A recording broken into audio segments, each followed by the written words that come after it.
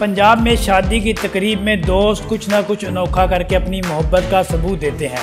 ऐसा ही मंजर जेहलम में मेहंदी की तकरीब में देखने में आया, जहां दूल्हे राजा इब्रार को दोस्त ने 100 फुट लंबा गाना बांध कर दोस्ती की मिसाल कायम कर दी। मकामी मैरिज हॉल में 20 से ज़ायद अफराद ने गाना उठाकर स्टेज तक पहुंचाया। गाने में हर किस्म के खुश मेवाजात का इस्तेमाल किया गया है। गाने का वज़न 1 मन से ज़ायद है, जिसे 2 माह की मेहनत से तैयार किया गया था। दूल्हे के दोस्त शानी भट्ट का कहना था कि लंबी और देर बाद दोस्ती को बरकरार रखने के लिए ऐसी रस्म सदियों याद रहती है। गाना बंधाई पंजाब में शादियों की तकरीब में अहम रस्म समझी जाती है। दूल्हे के दोस्तों का दावा है कि पाकिस्तान में आज तक इतना लंबा गाना किसी ने नहीं बांधा होगा, जो कि हमारे खलूस और दोस्ती का मुंह बोलता सबूत है। नजफ शहजाद, चनाब न्यूज़, जेहलम।